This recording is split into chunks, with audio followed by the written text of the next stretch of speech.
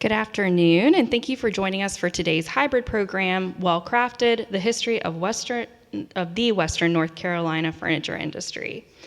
My name is Stacy, and I handle adult education here at the North Carolina Museum of History, and we're so glad that you're joining us today, both in person and virtually over Zoom.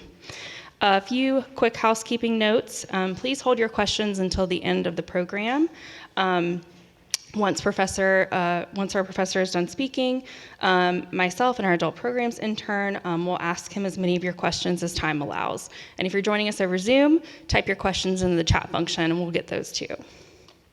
All right, so let's get to the exciting part. It's my honor to introduce and welcome our speaker this afternoon, Professor Richard Eller.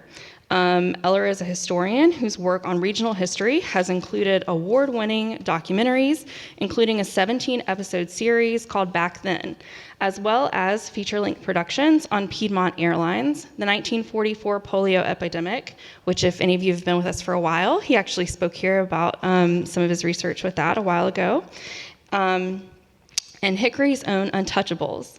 Books written or co-written by Eller include those subjects, but also a volume on Abraham Lincoln's North Carolina roots, histories on Hickory and Newton, and the Western North Carolina furniture industry. He writes a weekly history column for Focus magazine and serves as a historian in residence for the Historical Association of Catawba County. He is currently executive director of Redhawk Publications, a book publishing initiative of Catawba Valley Community College, where he also teaches as a professor of history. So, Professor Eller, I'm going to turn it over to you. Welcome.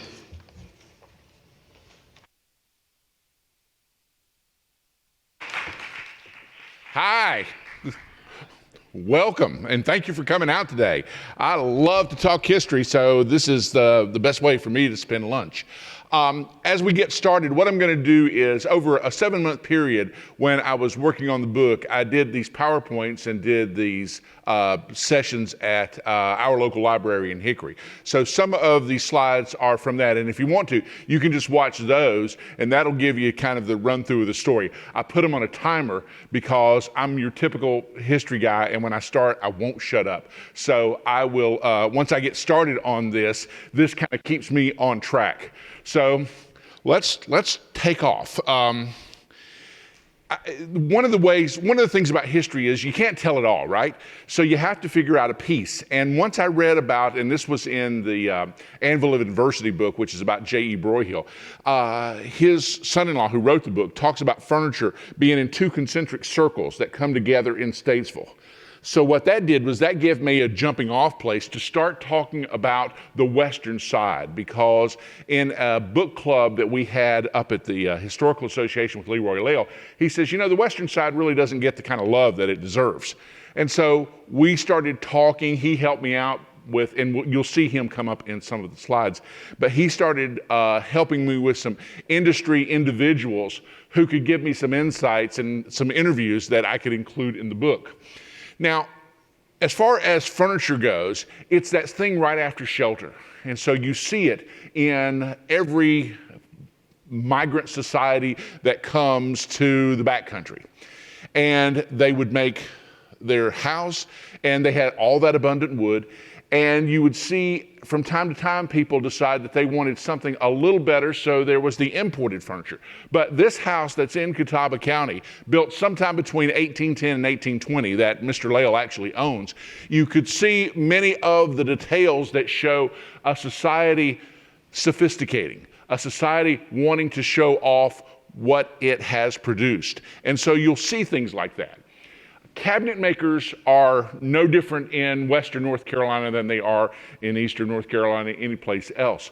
They begin to develop, and you start to see a tradition that, for our purposes, for my purposes in talking about mechanization, is going to be the proto-industry that begins there. Many of these guys give you some indication of who they are, either by signing their work or including interesting motifs. There are so many of them in the foothills. And think about what the foothills are as you leave the Piedmont area. It is the beginning of the mountains, and it's where wood is very abundant, including a lot of different hard and soft woods. And I found it interesting that second only to the blacksmith in every community, your joiners, carpenters, and sawyers were considered your next most important skilled artisan to be there. So many of this tradition is going to come over the generations down to the mechanized world that we'll eventually see. Now, Thomas Day is probably our most famous furniture maker in North Carolina. And while he's in eastern North Carolina, we had Philo Harbinson in Morganton. None of his furniture survives, but there are a number of stories. He lived 101 years in Morganton. There are a number of stories about how people would, kind of like Thomas Day, come to him for furniture pieces, and he could craft them as well as anybody. I consider Henry Grady a seminal person in terms of industrialism, because he was the one who told North Carolinians, Southerners all over the place, that it's time to get over the Civil War and move on and figure out what industrialism could provide. And so his writings and fellow writings of journalists throughout the South, including one, I'm working on a book now, Marcellus Thornton, who was a contemporary of his, really kind of begins to spur that idea that moving away from farming is not necessarily a bad thing. You have logging, and with all those trees, the addition of a steam engine to create an opportunity for falling the trees and then cutting them up before you move them out made life easier. And that's really where we're going to see the beginning. In all these papers, if you go back and read them, you will find all sorts of times when the editor is exhorting, badgering, cajoling, anything he could do to forward what Henry Grady was saying, and that is, we need industry. There's a friend of Burke that's how he signed his name, in Morganton, that kept saying, I want to see industry here. I want to see our people put to work. Same thing happened in Hickory. Same thing really happened in Lenoir. I'm going through a couple of these central towns, not all of them, but you get the idea of who these places were. Lenoir is probably the most remarkable of all of them, because Lenoir was that place that was a bit off the beaten path. If you drive down 40 today, you'll go through Hickory, you'll go through Morganton, you'll go through Marion, but you have to take 321 and go up to Lenoir by a different path. So it wasn't along that main railroad line. Morganton, oldest of those three, that triumvirate of towns, Morganton, the oldest of them, is the starting point for a lot of things that we'll see coming up. You have advertisements, which Henry Reichert is arguing that he has a furniture factory. But in a lot of ways, it's like Thomas Day. He has steam power, he has some mechanization, but not really a factory in the way that we would describe it. I would give that honor to a fellow from Charlotte by the name of D.A. Smith. He was a furniture retailer who said, I'm going to go where the wood is plentiful. And he goes to Old Fort, which is as far as the Western North Carolina Railroad ran when he was starting his business around 1875, 76. He moves up there. He begins what for us is that mechanical process to use machinery in order to craft pieces. Now, it only took a couple of years, but he gets bought out. The fellow who does it was the president of the Western North Carolina Railroad, and forget his name, Smith or Wilson, Major Wilson, is going to move it to Morganton for his son to run. Unfortunately, the same thing happens here that happens in a lot of furniture factories, and that is it's susceptible to fire. During a dinner break, fire breaks out at the Morganton factory that was at Old Fort and really shuts down Morganton as a place where we could say furniture really, I don't want to say caught fire, but you know what I mean, really took off. That honor is going to go, in my opinion, to Lenoir, because just like I was talking about the editors, W.W. Scott with the Lenoir topic is going to become one of those who just will not shut up about how Lenoir needs industry. They talk about a canning factory, a broom factory. None of that comes to fruition. So eventually it becomes furniture. And once he fixates on that, he will not let his readers rest. He says, if you're not providing funding for this subscription campaign, which is how they're going to fund this thing, then you shouldn't sleep at night. That's how adamant he was that Lenoir needed furniture. Now, Lenoir does have a couple of advantages. Fellows like G.W.F. Harper, who was the town father, and what became his son-in-law, John Matthias Bernhardt, are going to come together and start a subscription campaign that does pledge enough money to get this factory started. That was March of 1889. That is the first factory that we have that was in continuous operation for over 100 years, although it changed hands. And so everything about this factory, when it was coming, showed up in Scott's paper. He has images from when the boiler came to town. Everything. And J.M. Bernhardt was going to be the first superintendent. Now, he doesn't stay long. But this is our first factory that's kind of at the genesis of this entire industry. It's funny. When you read papers from other towns, you would think they would be all over this. Our whole region is doing well. We now have a new industry that we can call our own, if you will. But a lot of towns become very envious about what's happening in Lenoir and underreported. And for that 10-year period of the 1890s, this factory really sputters.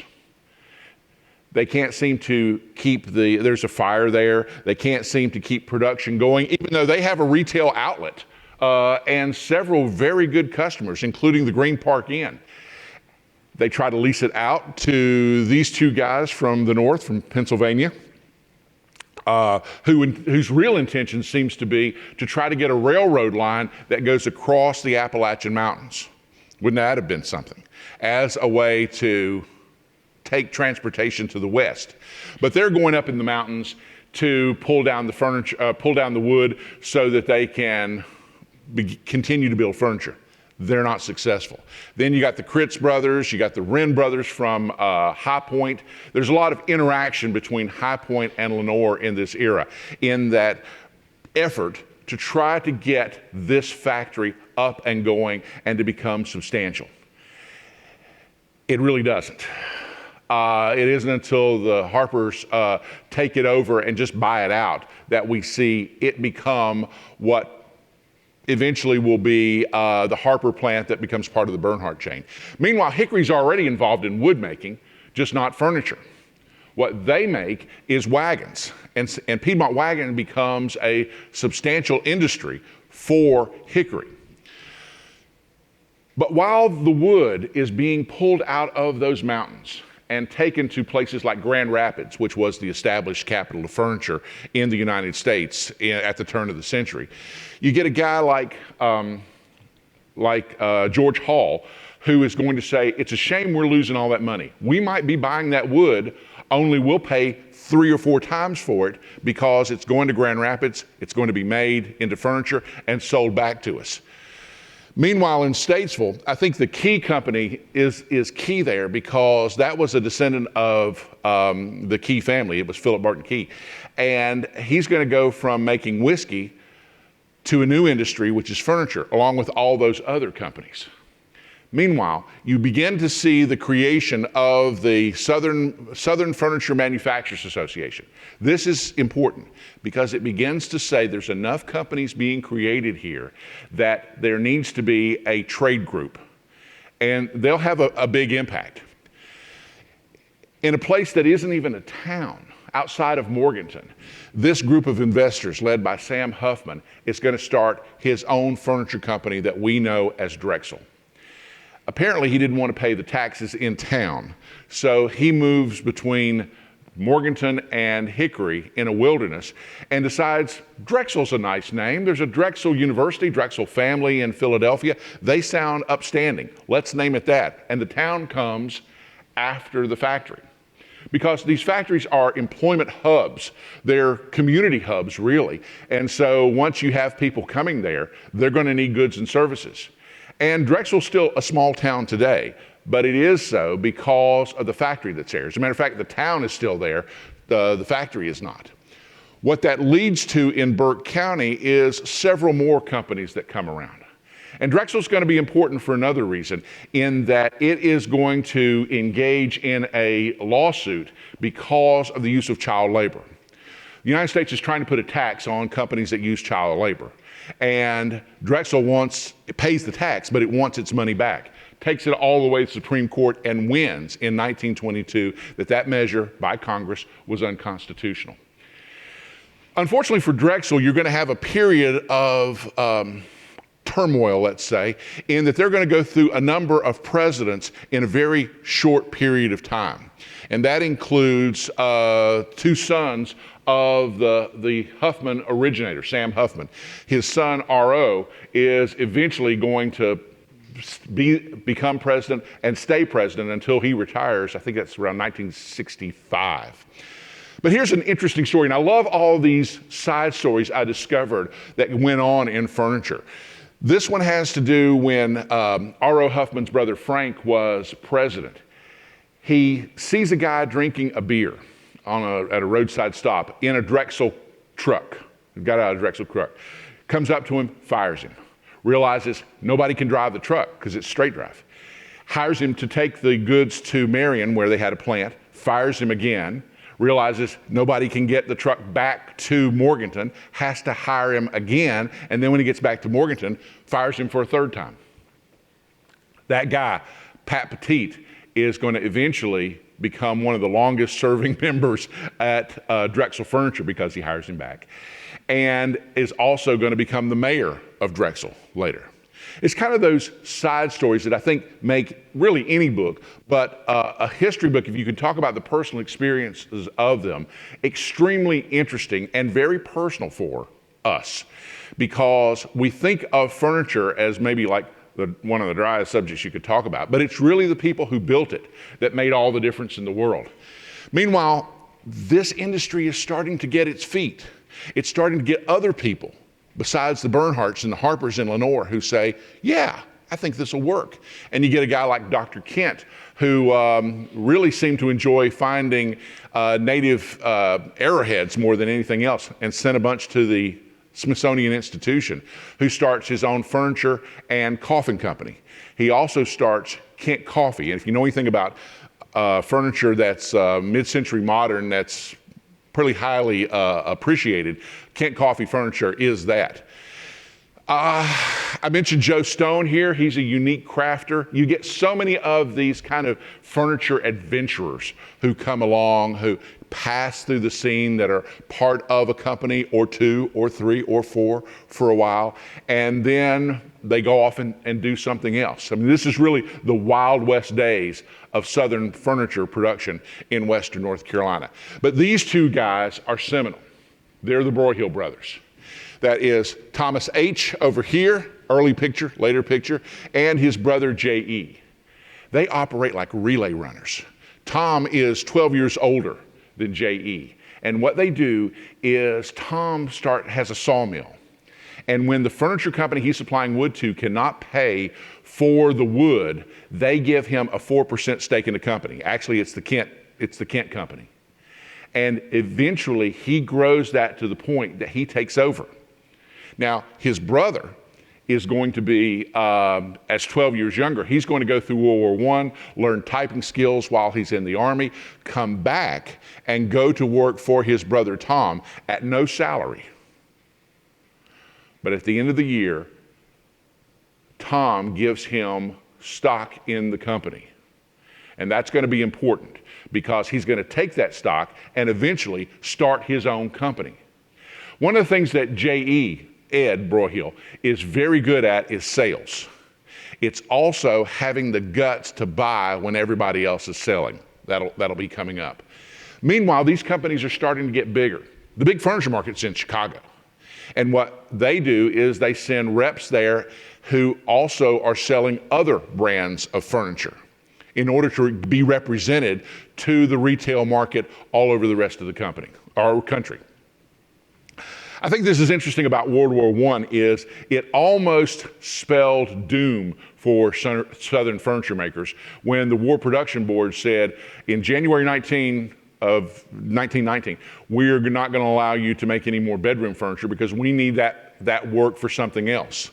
But what do we know about the First World War? It ends in November of 1918, so that never went into effect. All these companies are working together, and I guess you get no better example of that than with mirrors, because they said, that's the one thing that we can't make ourselves. Now, down in Lexington, they had Lexington Mirror, and they borrowed that idea and started their own mirror company, which is still in operation today in that kind of industrial strip between Lenoir and Hudson that we call Joyston up there. You get people who start by making things for other industries. A picker stick is for the textile industry. And what George Washington Ivey was able to do is begin his company by making that, and then decide he wanted to make institutional furniture, desks, dormitory beds, all those sort of things, tables, science tables, all those. And he is going to create a niche, as many of these people do. Now, there's plenty of jobs here, but as we see in the Jim Crow era, many of the lowest paying, dirtiest jobs go to African Americans.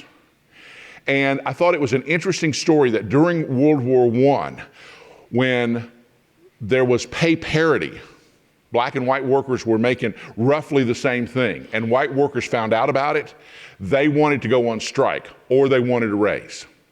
But because of the job market, the owners of the company said, we're not going to do that. And if you don't want to work here, you can leave, talking to the white workers. Instead of leaving, they quietened down and went back to work. So you do see times, it's not always, and I had a few mentions of the union strife that you have there. The worker base is in turmoil a lot of the time, but there's always jobs available for people who want to work in furniture. And it's just like the old editors from the 1880s and 1890s said, if you put your people to work, they add to the tax base, they give pride to the community. There's so many things that can benefit a town by having a signature business like this. And so Hickory, later Morganton, especially Drexel, and Lenoir are going to remake their identities based upon the fact that they are now part of a furniture-making triumvirate. Meanwhile, in Lenoir, all of these companies are going to get started. It becomes contagious. It becomes a way in which the town can, again, add to its tax base, but do so much more and take such pride from being the second largest producer of chairs, High Point is the first, and the third largest producer of all furniture. You even have some cooperation between the companies from time to time. Broyhill and Bernhard are going to make a chair, make a bedroom suit, and the daughter of the Harpers is going to design the flower that is part of the motif of that bedroom furniture. So they're not always working against each other. They are cooperating from time to time. And this leads to Lenoir getting the reputation as being a one industry town, which for a lot of years it was. We won't see that change until very late in the century. I mentioned Grandin here because it really becomes a place where a logging town that gets washed away in the 1916 flood, they try to build it back. There's a smaller flood in 1918 that washes it away again. But that's where J.E. Broyhill is going to meet his future wife. And when he and her marry and have Paul Broyhill, James Broyhill, all those children, that is going to become part of the next generation of furniture leaders. Meanwhile, you have one of the Harpers who decides he doesn't want to be in furniture. And instead of being a furniture executive, which he tries his hand at and doesn't enjoy it, he decides that he wants to be a musician and lead the Lenoir High Band. And so through the 50s and into the 60s, the Lenoir High Band was one of those other stellar things that Lenoir could crow about besides the furniture industry. Meanwhile, Bernhardt, who got out of that first company in right around 1890, is going to become part of giant lumber, which is logging wood out of the North Carolina mountains. He's going to help build the Green Park Inn, which is that hotel that you see right there when you go into Blowing Rock. But he starts a box factory in 1906. And that is his re-entry into the business. As a matter of fact, if you go to Lenoir now, that box factory is getting ready to be turned into apartments, just like the Bluebell company that made dungaree material, blue jeans, has already been, and they're right there adjacent to each other. It's part of Lenoir's revival. Meanwhile, during the roaring 20s, once the economy catches back up after the war effort, you're going to see a number of companies come. And on the eve of the Depression, this guy, Finley H. Coffey, who is part owner of the Kent Coffee Company, is going to argue that there is no Depression coming. Sitting in one of his chairs, the leg gives way, which I think is a kind of interesting irony about what's to come and what his words might really have meant. Here's the problem. In the South, and this isn't just the Western manufacturers, this is all Southern furniture, is considered to be borax. And that's a term I had to think about because borax soap and furniture kind of aren't on par with each other. But it's a euphemism to say it is the cheapest of the cheap. And that's why you have these veneer companies from time to time come along, because they're putting a Band-Aid, if you will, a wood Band-Aid on gum wood and this lesser quality furniture. The furniture industry in the South is going to live under that stigma for a very long time. There's this joke of one dealer said, "What do I display, the furniture or the box it came in?" And the furniture manufacturer wired him back and said, "Put them both in the window and reorder whichever sells." That kind of thing. There was a woman in Hickory that once she found out, she bought furniture from Sears, once she found out that she had gotten furniture that was made in her hometown, she wouldn't accept delivery. That's the stigma that went along with furniture from that era. Once we get to the Depression, we see those two furniture companies that started in Hickory merge with a third that was brought in from Elkin. And for a period of about, it's from 31 to 44, so what is that, 13 years, they operated as one company. They shared railroad sidetracks. They all made something different because Hickory had recruited Hickory Chair to come in order to give it a full array of bedroom, dining room, living room, furniture, along with the chair factory. The thing I wanted to say about Ed Broyhill was that during the Depression, when a lot of these companies are going out of business, he's buying. He has faith in the fact that the economy will recover, and he is, for pennies on the dollar, going to get factories in Newton, in Conover, in Marion, in Morganton, all over the place, in Rutherfordton, that become part of this larger Broyhill chain. By that point, he and his brother had merged their two different companies into Broyhill Furniture Industries. That comes in 1941 officially, but really unofficially, they had been working for years. And the reason I say it's a genius marriage between these two brothers is being 12 years older, Tom Broyhill is getting ready to retire, get out of the furniture business, just as J.E. is ramping up and going to take this into he doesn't retire until the 1960s. So it becomes kind of a perfect place. You also see philanthropy on the part of furniture companies. When an African-American worker wanted to get married, the company opens its doors and says, "Get married here." It was a big social event in Hickory during the Depression. You also have, as you do with other industries, and this happened in World War I and World War II, you have women filling in jobs that were formerly done by men who have gone off to service. The difference after World War II is these women do not go back home. because a two-income family becomes a thing to be sought after. It allows you to buy more of those products, including the furniture. You also have unionism, but these are the days when furniture owners could intimidate those organizers, and they do. They also fire anybody at the company before the vote is taken that might vote for it or they think is an agitator, and that keeps no companies from unionizing until you get to the very late 1970s. That sort of behavior would not be allowed these days because there's greater scrutiny on the whole organizing march, but in those days you could. Meanwhile, when the war comes, you get all of these companies that are very interested in demonstrating their patriotism. They want to fly that blue flag. And because many of these workers who haven't gone off to war, when they work, they donate a portion of their salary back to buying war bonds. And I think Hickory goes through 5 or 6 war bond drives, very successful, during the Second World War.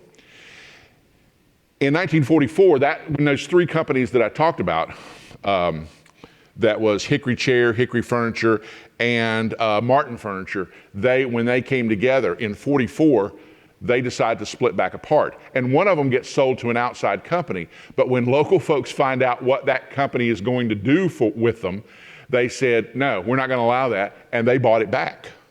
So at least through the 40s, into the 50s, you have a very small universe of owners.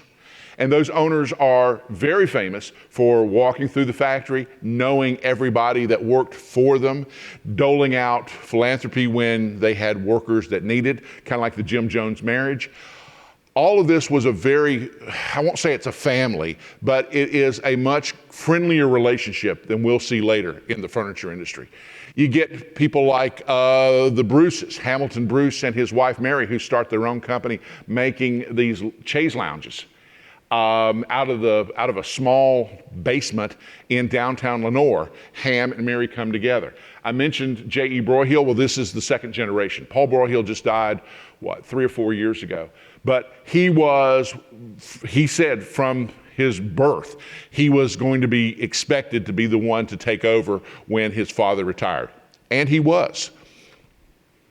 After the war, you get companies starting in great numbers.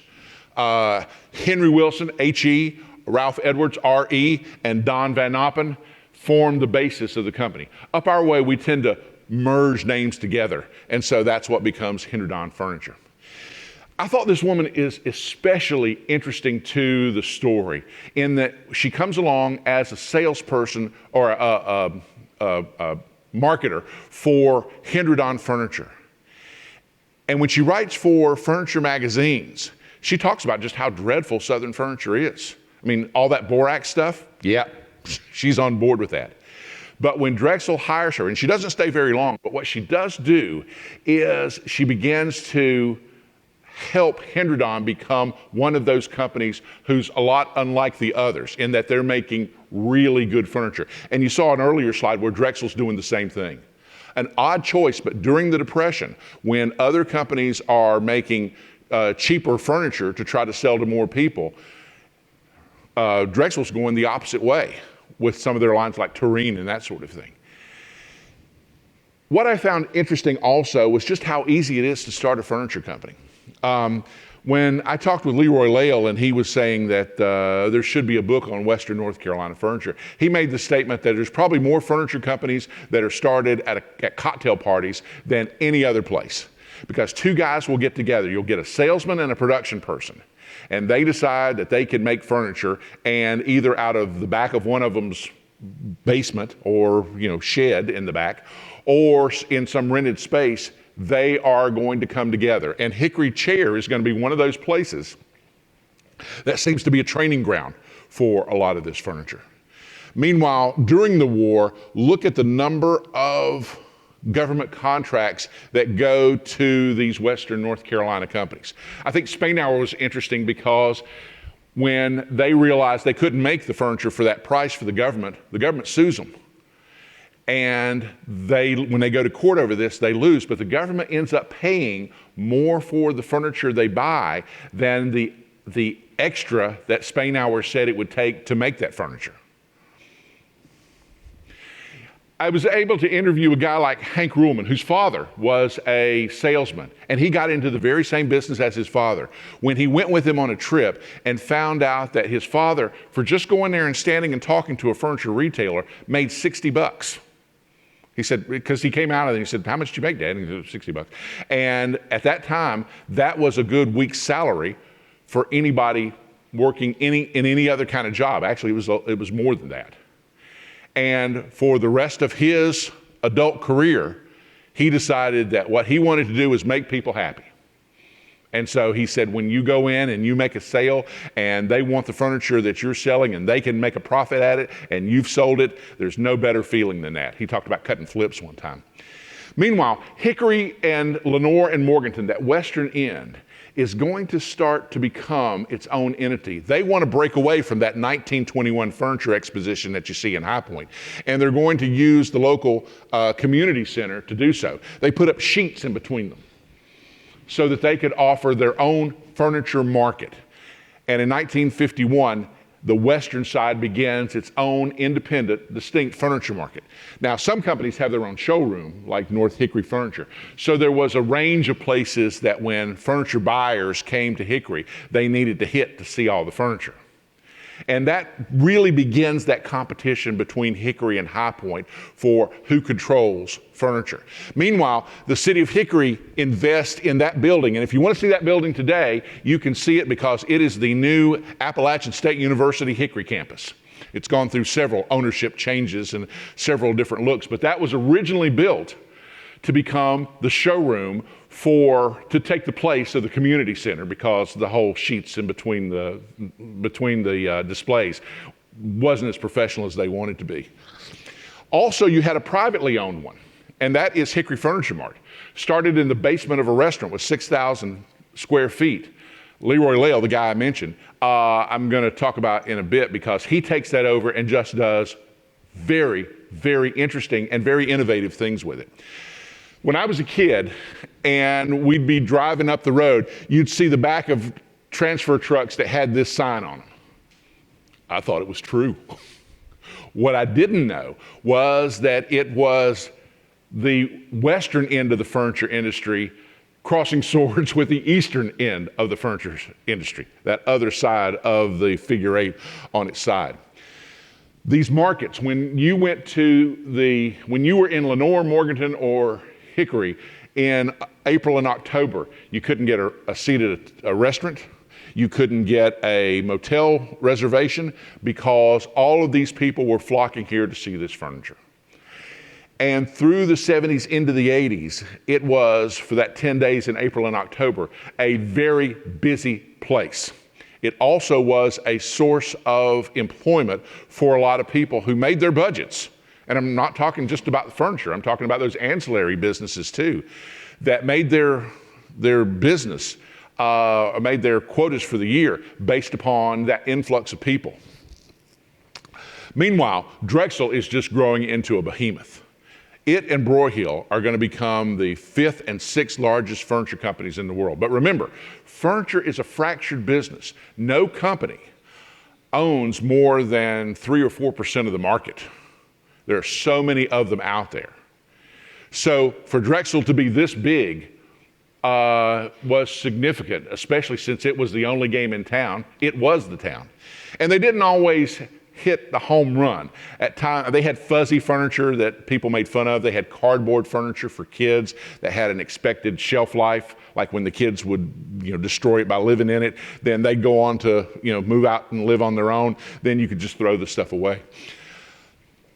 What we began to see in the 1960s is acquisitions. Companies that have no furniture experience of their own began to buy furniture companies. And that is going to have, in the long run, a very devastating effect on not only Western North Carolina furniture, but furniture throughout North Carolina. Because once outside companies began to buy these furniture factories, the relationship between worker and management changes. All of a sudden, decisions aren't being made locally. They're being made in all kinds of places. And this Fortune magazine, this edition of Fortune magazine was a clarion call, because it said in that article, these companies are fabulously profitable. But it also took a lot of shots at North Carolina companies and said, these companies also are being run by second and third generations owners, and they don't know what they're doing.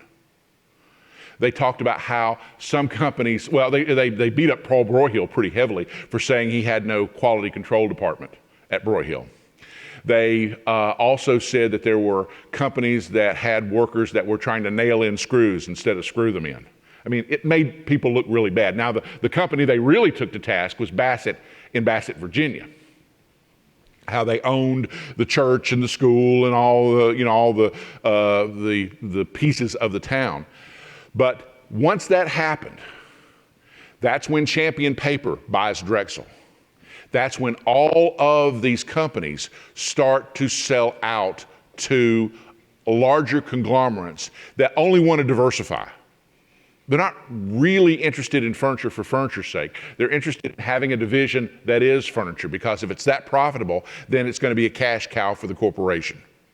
Alex Broyhill talked about the fact that he would get calls weekly from companies wanting to buy Bernhardt. And to this date, Bernhardt still is a family-owned company, one of two left in Lenoir. But Bernhardt still has their share of mistakes. They try to get in on the plastics craze and extrude plastics into formed pieces instead of carving wood. Now, in the late 60s, that's a novel idea. And kind of most people get in on it. You even have other companies that are trying to build plastic houses as well, because plastic was the thing. I mean, it's kind of like from the movie The Graduate, if you remember that joke in that movie of plastics. That's what it's all about.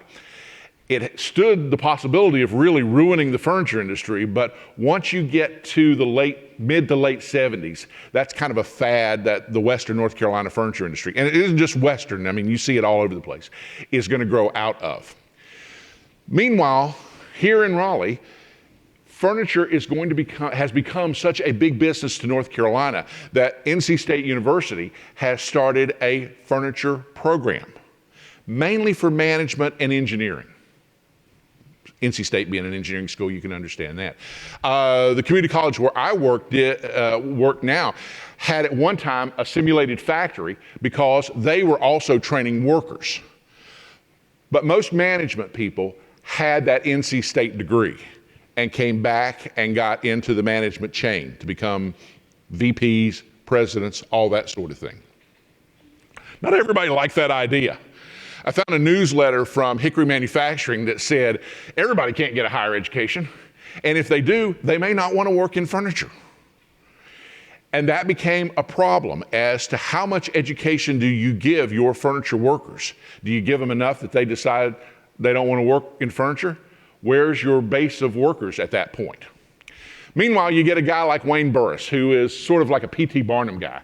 He used to, and I know this isn't a good thing to do these days, but he used to have Playboy Playmates come to his, when they had the furniture market, he would have them always there as a way to advertise. He was a very big proponent of plastic furniture. He used to take a 2x4 and beat his chairs just to show how durable plastics were. Now again, that fad came and went. But at his company, he also hired a woman to sell furniture, because this was a man's domain, especially in management, a white man's domain. But her husband had died, who was a salesman for his company, and asked if she could take over because she had a daughter to feed.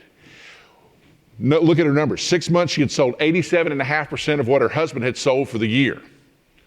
And she argued that being a woman was a great asset to selling furniture, because whereas men, this is the 60s, so men paid the bill for the furniture, but the women were the ones in charge of the decor at home, and they're the ones picking out the furniture. And she could speak to them in a way that maybe a male salesman probably didn't. Take out the probably. Meanwhile, Furniture is looking for raw materials. Mahogany, which was always a big source of wood, a big type of wood that people sought. They're going to places like Southeast Asia. At the same time, the United States is involved in the Vietnam War, which I think is kind of irony of ironies. Plus you have niche markets. As these companies proliferate, people are looking for what the new trend in furniture will be. Preddy and his wife are going to start a wicker company, and it's going to do quite well. And what tends to happen is they begin these companies. Once they show profitability, then some of them sell out, or they merge with other companies. There's a myriad of ways things can happen.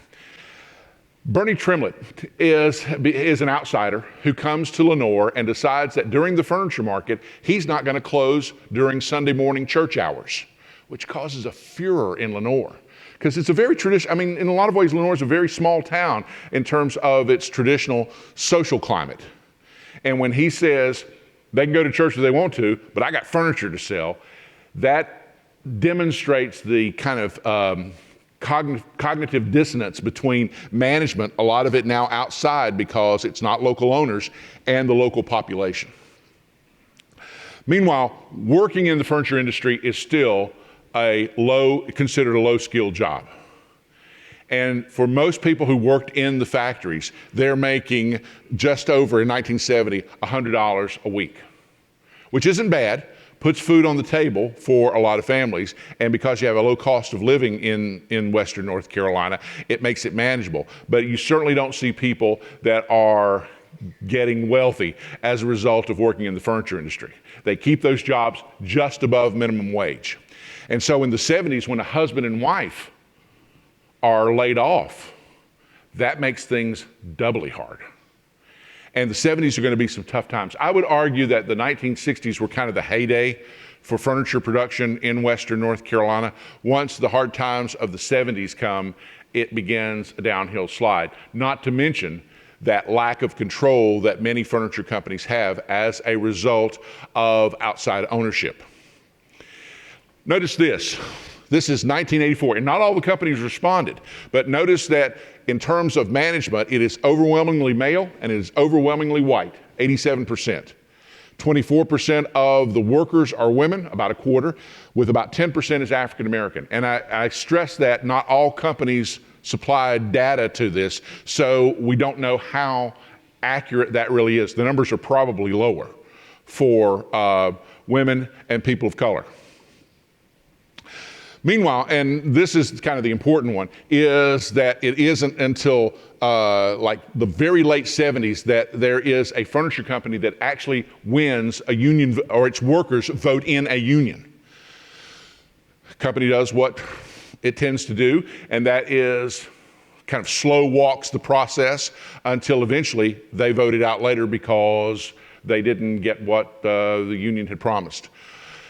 You do see during the 70s with inflation up, you do see a reduction in jobs as we go throughout the 70s. It was hard times.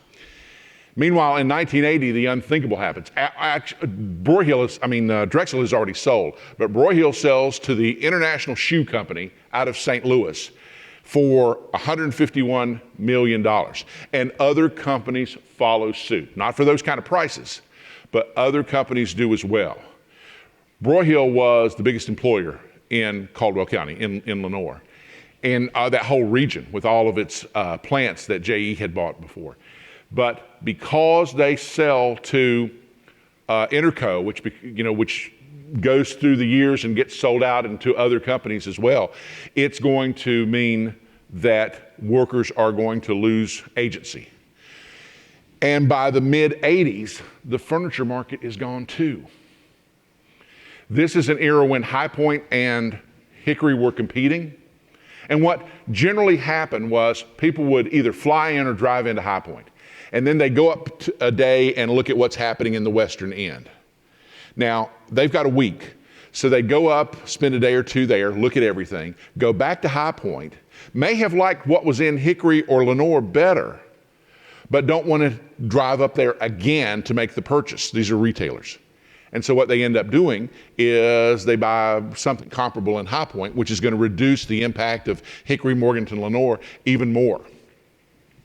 You get corporate raiders like Webb Turner, who's going to come and buy a bunch of furniture companies, get rid of all the middle management, say they're bloated, and try to operate those companies on a shoestring as he pushes them all together. And a lot of them do sell out. Meanwhile, once the market leaves and all that revenue goes away, these companies are going to try, or they're going to suffer an identity crisis, really. And it's like with Leroy and the furniture market, he's going to try to energize furniture in the area by saying, well, it's really an upholstery market anyway, because many of those companies that are still there are some of those small upholstery companies operated, on a shoestring out the backside of a house or in small facilities. But when the furniture market goes away, what happens to 800,000 square feet of display space? What Leroy does is he takes lemons and turns it into lemonade, because he turns that into a retail outlet market that still today is doing great business. There's people, I interviewed people for the book who flew in they had a whole plane full of people from Michigan that came in just for the express purpose. They'd fly into Charlotte and drive up for the express purpose of spending several days looking through all those 5 floors of furniture and figuring out what it is they want to buy. She was a royalty from the Middle East. She bought $300,000 worth of furniture. One customer. But some of these folks would buy huge amounts of furniture for either other people or for themselves. And there's whole books written about, you go here, you do this, you make sure you see this, and there's guides. There's lots of horrendous accidents that take place in furniture factories. 2 of the worst are when the dust catches fire at the Broyhill complex, which is located just outside of Lenoir, and the place blows up and several people die as a result in the 1994 one. There's a slide, I don't know if it's come up yet or not, about one person having both of their hands severed. Now they're successfully reattached, but it shows you just how dangerous life in the furniture factory is or can be. Early on, there was an 11-year-old boy who was killed as a result of getting caught up with a saw that he couldn't get away from, that kind of thing. Meanwhile, you're also going to have the same problem that you have in society, drug abuse amongst the workers, and Broyhill is going to cooperate with state law enforcement in a sting operation at that plant that had the 1994 dust explosion. Notice these companies. Interco, which now owns not only Broyhill, but Ethan Allen, Hickory Chair, Hickory Tavern, Highland House, Hickory Business Furniture, Venture. All of these are now owned by the same company. We're seeing that consolidation.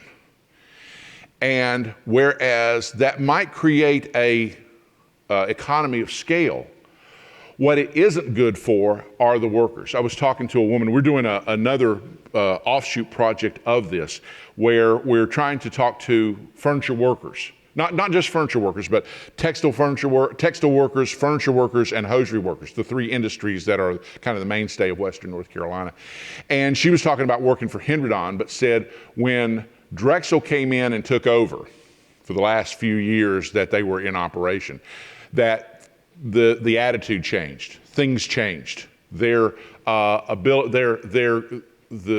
amenities that they had started to leave them, and that's when she decided that she needed to retire.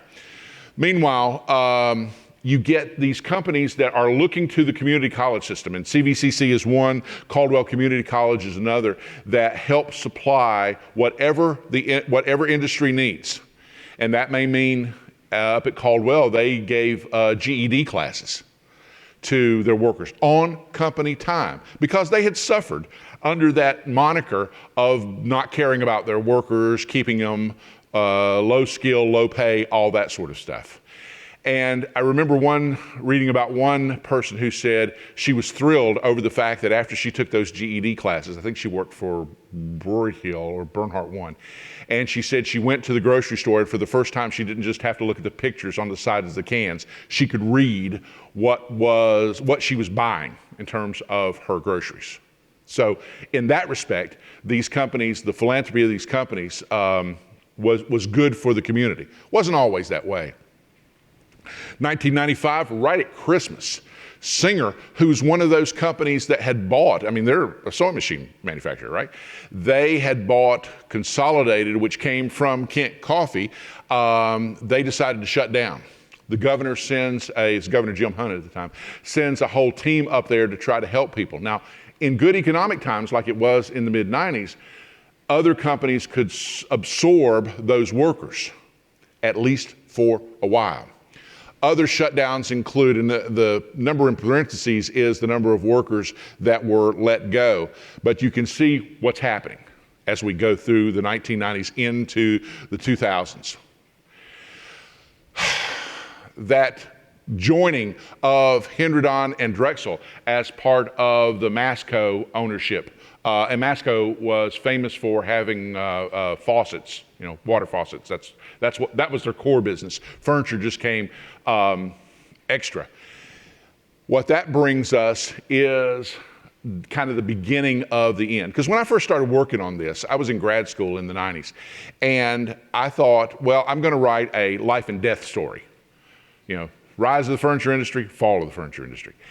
And what happened was, because I waited that extra 20 years, there's a certain rebirth that we can talk about that I'll mention here. But those are some of the books that I was mentioning. Oprah did a whole show on how to go to Western North Carolina and buy furniture because of the Hickory Furniture Mart. Hickory now has more people coming to it because they have people coming 360 days a year instead of for those 2 10-day periods in April and October. So it really was a very good move on the part of Leroy Lale. Meanwhile, you have companies that decide that the best way to sell new furniture is to put a designer name to it. Bernhardt did a Smithsonian collection as well as a Martha Stewart line. Anything and everything they could come up with as a way to market their furniture, we're seeing them do. FBI is Furniture Brands International. That's what Masco and Interco become. And what you begin to see is them going bankrupt, them shutting down plants. I was just shocked when I read a company official for FBI said, we haven't closed plants fast enough. Because think about what that's doing to the local worker base. As a matter of fact, I titled one of my chapters, Slowly Killing the City, because a used car salesman who lived off of the business done by furniture workers who were buying cars off his lot had to shut down because they've cut jobs in half by that point in the mid-2000s. I mean, this used to be a one-horse town. It was a furniture town, and they were very proud. And now that's leaving. So it became very, very tough. And it's funny to read these interviews because you can see the dance being done when reporters say, well, if you're only saving an extra 3% from your furniture, wouldn't it be easier to just keep your factories here? And you get CEOs that talk around that and say, well, there's other reasons and all that sort of stuff too, which, as we look back on it, was not a good move for the business. It was not a good move for the communities. And in large part, it was not really a good move for customers as well. But furniture companies are like every other kind of company. And they say, well, if you don't give us tax breaks, we're going to leave. Broyhill threatens to go to Mississippi. That's what Operation Whirlwind was, because the city of Lenoir and Caldwell County put together a package to keep them.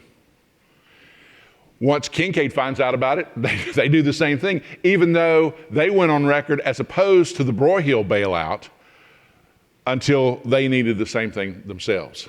And what you can see is, and I love how the Lenoir News Topic put it, sewage flows downhill. And the paper was always a booster of these companies because they knew where their bread was buttered. They knew that their subscribers were furniture workers. But when all of these jobs start to go away and plants get shut down, they have nothing to lose at that point. They will call the situation for what it is, which is bad for the community.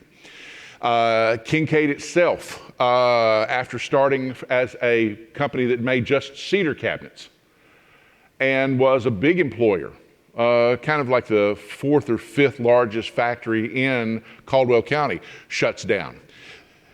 If you want to see just how bad it is, go to Drexel, because these are current pictures. Once they tore the factory down, they left a blight on the community. I did hear the other day that there's a company that's thinking of building there and going to revitalize that landscape, but that's what it looks like today. Meanwhile, you get industry insiders like Mike Dugan, who writes about just how petty and how vindictive the furniture company had begun, because that's a good book. That's a good book to read. 1928, Southern Furniture started with Oscar Bolick, who came out of a buggy company that his father did. He wanted to focus on the seating in the buggies, so he started his own furniture company. He'd build a couple pieces, had a couple of hands to help him, and then he'd go out and sell it. Well, that company became Southern Furniture, and in, what was that, 2000 and, I forget the date, they sell out to, of all things, a Chinese company. Now, you might think that's terrible, but what subsequently has happened is the ownership has made good on many promises to not only spruce up the factory, but also train people and pay them better. The same thing happened with Craftmaster Furniture in Hiddenite, which is a small little town just outside of Statesville. Lenore tries to diversify. They pull out all the stops. For 30 years, they give free no taxes to Google to come. Problem is, Google, which has a huge complex, hires very few people, not near what the furniture factories at one time did. And they build the thing on Bernhardt's old lumber yard. So it is a change, but it really is no substitute. You do, however, from the late 80s on, you begin to see a new breed of company come along. Lee's one of them, McCrary Modern is another one, that look at the furniture industry differently. They're homegrown businesses, but they value their workers. They're paying their workers more than ever. It was a shock to me, because I had an opportunity to interview Mitchell Gold, but it was a shock to me when it was announced that Mitchell Gold was shutting down. This just came, 2 weeks ago? There's going to be an NPR story on it coming up, I think within the next couple of days, but something very soon. But these companies brought a new ethic to furniture making. Mitchell Gold, he said, he kind of naively, when he started this factory and he was looking at buying the facility, said, well, where's the air conditioning? Why don't you have to turn on the air conditioning? It's a hot day. And the guy who owned the factory just laughed at him and said, furniture factories don't have air conditioning. He insisted that theirs did. He insisted that they put in a daycare center. He insisted that they have a nurse on staff as part of the amenities. McCrary Modern pays people much better than what the industry standard was. They do all private label stuff, but they have decided that gaining employees and keeping them is going to be a priority, and that's where Bob McCrary puts his money, and it's paid off for them.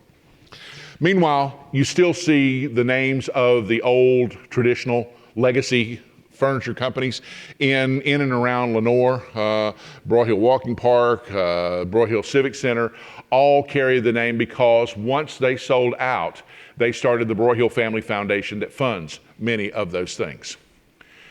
The last part of, I was writing this during the pandemic, but I wanted to try to include as much as I can to be as close to now as possible. And I thought the pandemic was an interesting time for the furniture business because they all had to shut down and only began to bring people back slowly. And what Leroy told me was that while he owns a lot of hotels in and around Hickory, while his hotel business went through the floor, online sales at the Hickory Furniture Mart went through the roof, which more than made up for the loss. This is the Universal I was talking about, owning the company and they've doubled their employee base. And so it's interesting that the furniture business, I think, will hold up, because one of the last things that, and you can see furniture has a heritage here. Our local 1A team, the Hickory Crawdads, sometimes wears these jerseys. And what that is in the mouth of the llama is a chair leg, which is a nod to the furniture industry that we have. Meanwhile, these places are where the story is kept, and I can't thank all of them enough for the fact that they have kept all of the things that they have, especially the images. I've got, I think I do three or four per chapter images. I tried to not make it picture heavy, but I could have, because of all of the images of furniture throughout, from 1875 until 2023, which this book just came out in March. So that is, in a nutshell, what happened with the furniture industry. I didn't want to you try to go through everything, because that's why I wrote the book. That's all in the book there. But the one thing I want to say before I open it up to comments and questions, and I'd love to hear what you're thinking, is that the furniture industry is terribly important as an example of what life was like in Western North Carolina. And it really only scratches the surface, because some people will say, you got this company in there? Kind of stick me with it, and I'll go, maybe. If I remember, I'll say yes, or if I remember I don't, I'll say no. It only scratches the surface because there is so much more that can be told, and that's why we're doing this extra project, Life on the Factory Floor, because it's a perfect example of the old African proverb: when an old person dies, a library burns down. And we lose that. So we want to be able to capture those recollections, those stories. Some of them funny, some of them heartbreaking, but they're an important record of what this industry meant to the region I'm from, which is Western North Carolina. So, questions, comments, please talk to me. Yes, ma'am. If you'll wait just 1 second, we're bringing you a mic so the folks on Zoom can hear too. I guess it's so everybody else can hear as well.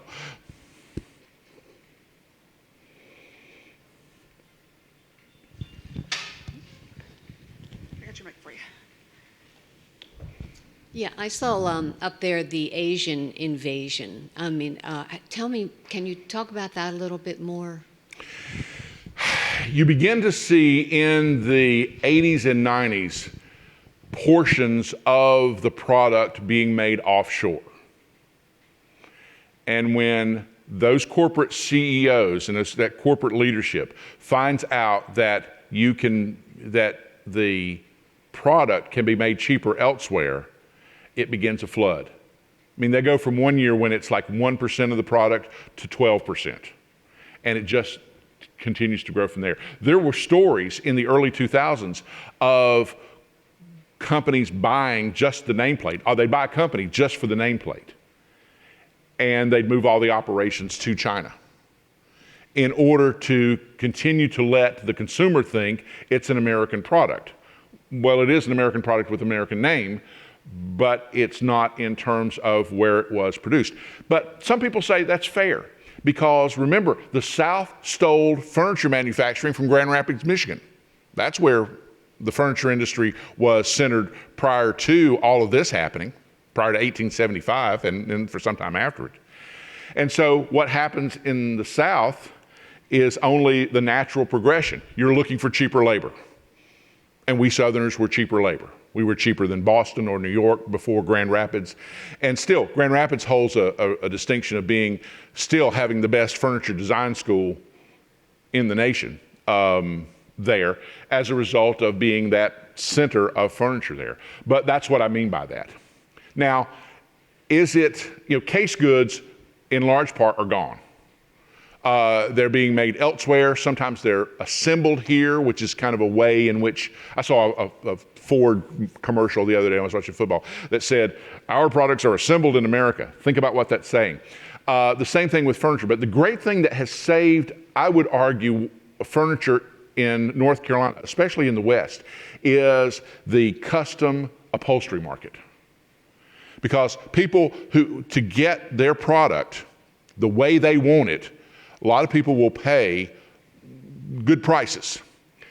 And if you can turn it around in a reasonable amount of time, then you've got a business. Now, the problem during the pandemic was that wait times were sometimes close to a year to get people back in, to get the product made and get it to people. But still, you're beginning to see some of that come back.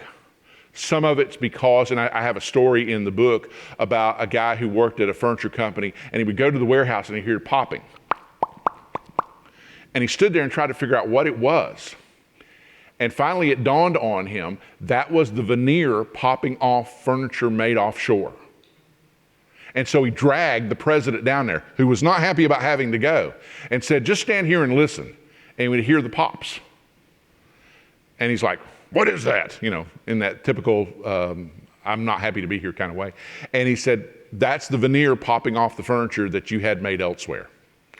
And I think that's what has helped companies like McCrary Modern, Wesley Hall, and I was going to mention the fifth generation that's working at that company.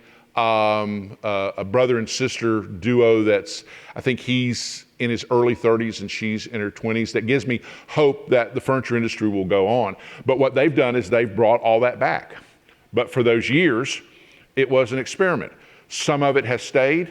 If you look at like Universal in Craftmaster, in Hiddenite, the company, Universal, that bought them was fully expecting to take it abroad, to take it to China. But what happened was prices began to go up, shipping went up, and right before they did, they reevaluated it and said, we think we can make it here, which was a good thing for the workers. Yes? I noticed you had the Valdez Weavers. Yes. Can you talk more about that? Valdez Weavers is a company that makes fabric, and it's owned by the Shuford family. And so when Harley Shuford began Century Furniture, that's where he got his fabric from.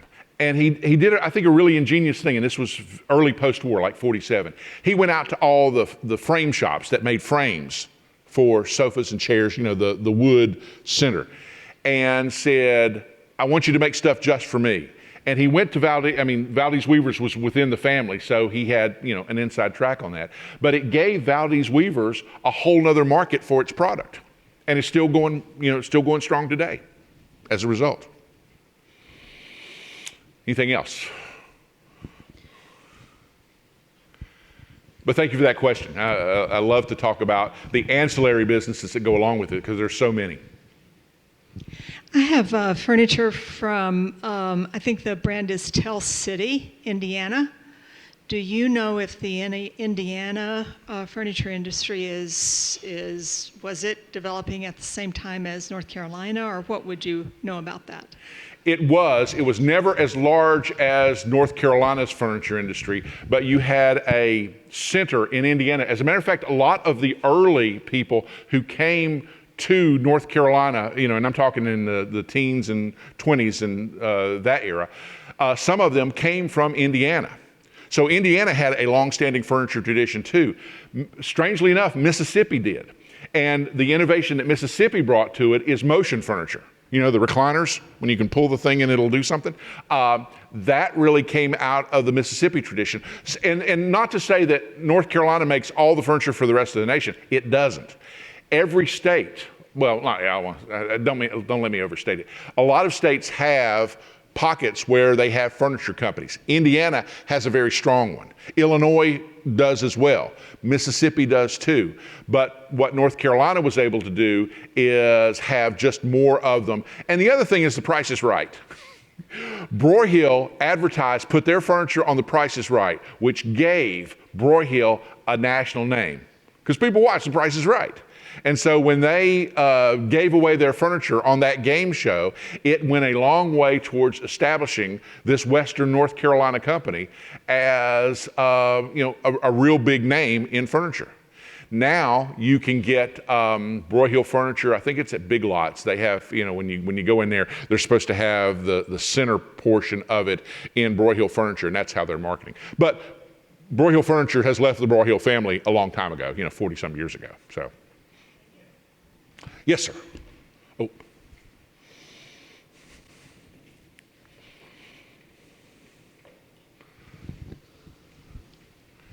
I just want to know what the future is of the furniture company, where all these trees are being, I'm new from north, I'm from up north, so when we came down here, you see truckloads of trees chopping down. How long do you feel that we are going to be able to do this and make furniture from our forests, and how is it the companies are replacing what they're taking away in the future?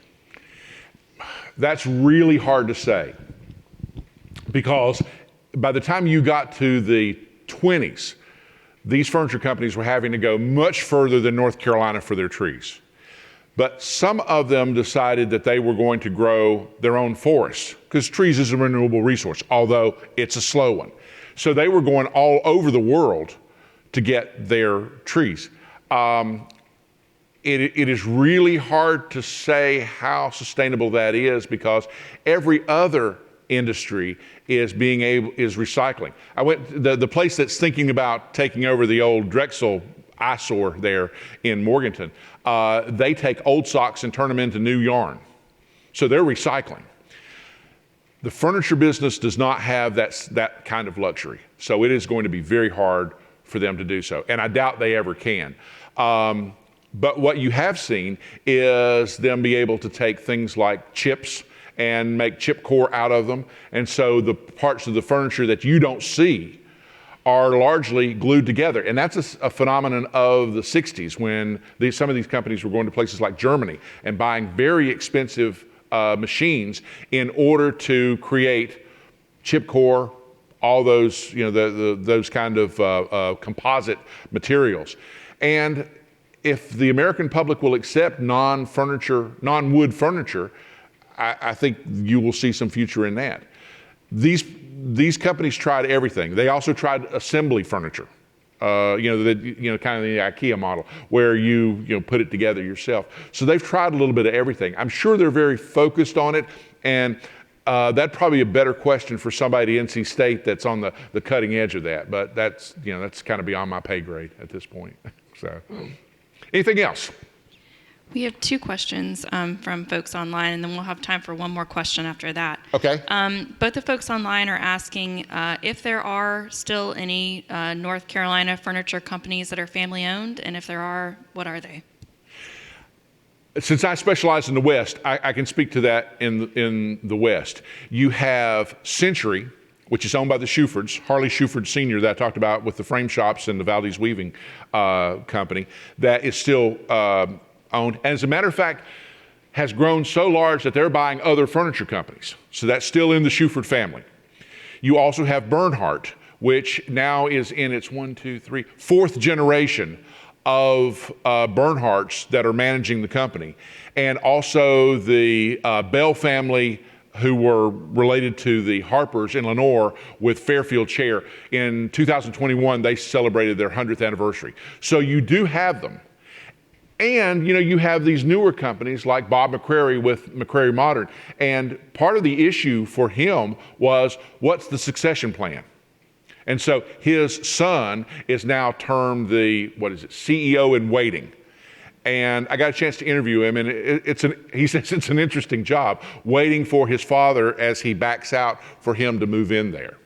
So, and it's like the Deal family. They had a furniture company that they sold. They were the M and Marshall are fifth generation of the Deals who are in the furniture business. But when the company sold, their father, Eddie, started Wesley Hall, which is a new furniture company. And that is family owned and controlled. So there's all sorts of models here for people still in it, because I would argue that furniture making is a skill that's in the veins of a lot of people in Morganton, Hickory, Lenoir, Marion, Statesville, all of these places. And it just doesn't go away. And like with Mitchell Gold shutting down, all of those people who are very fine crafters of furniture will find other jobs. I've had somebody on the industry inside, and it was at Century, said they would start a new plant if they had the workers. And so in 2000, right around 2010 or 11, CVCC shut down its furniture production, its furniture school, because we thought, our president thought, he said we needed to hit the pause button. But you know what he's saying there is we thought that furniture was going to go away as an important industry. What we have done since is start off-site a thing called the CVCC Furniture Academy. Got one in Hickory, got one in, actually in Newton, got one in Taylorsville. Every student who comes out of that program has a job, and the industry is asking for more. So that's why I'm pretty bullish on the future of furniture, because even with this Mitchell Gold shutdown, and they lost 400 or 300 and some employees, who are out of a job. I think, like we saw with previous shutdowns, they'll be absorbed into the furniture industry. But you do have these families who have hung on and who could have sold out but didn't. I'm sorry, you were going to. Asking pretty much the same question. What North Carolina furniture companies are still going on today?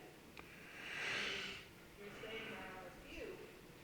So is it a large, vital industry, or isn't it? It's not what it used to be.